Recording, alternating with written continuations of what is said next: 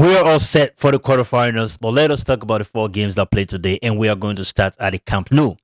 For starters, congratulations to Barcelona. 7 goals to 2 against Newcastle is a big result, but it doesn't tell the entire story. Because we all know Newcastle played very well in the first 45 minutes. And in my preview, just that unfortunately, my preview was not meant for only 45 minutes. It was meant for 90 minutes and all the added minutes as well. But that first 45 minutes was exactly what my expectation was for this Newcastle team against Barcelona. And they delivered.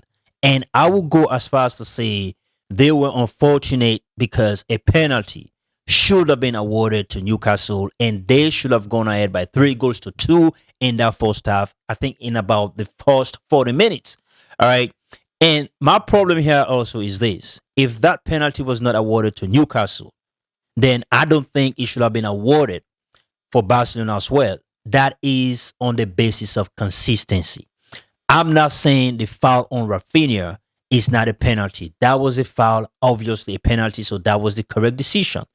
Another aspect, again, that was the correct decision is not giving a red card to Trippier because we couldn't ascertain the fact that Rafinha could have, be able to make a contact with that ball, which means Trippier had, prevented an obvious goal scoring opportunity. So I think that was the correct decision. But again, like I said, my disappointment here is with the inconsistency of the referee, especially those in the VR room, because that foul on Elanga in the 18-yard box, they should have called the referee to the monitor and take a look, just like they did when Trippier pulled back Rafinha. That is all I'm saying. Now, if Newcastle could have gone ahead 3 goals to 2, who knows? I do believe that score line and the way the game was playing could have been enough to rattle Barcelona. I do believe that. Like, I am really convinced, but we will never know. So the only thing we can say now is all the ifs, the buts, the maybes, what could have been and what could have not been the case. But it is what it is.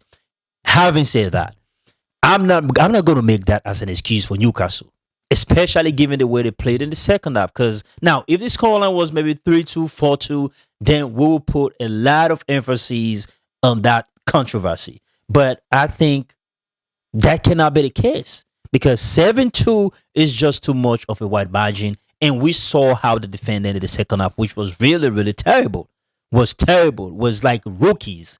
All right. When you are playing at that level and you've been paid really well to do something that you love so much, that is not a performance we're expecting to see. And if I were a Newcastle fan, I would be so pissed, especially at Malik Shaw. What was that defending about? Like really? Like, what are you doing? From St. James's Park to Camp Nou, Malik Shaw was just so bad. He was poor. It was terrible. It was awful. Whatever adjective you want to use to describe his performance, I guess I'm going to give it to you. I'm going to give it to you.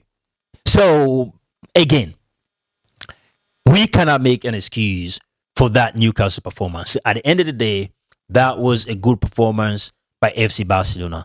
But that first 45 minutes was exactly the type of fight that I expected from Newcastle to put up, but not, not the second half performance.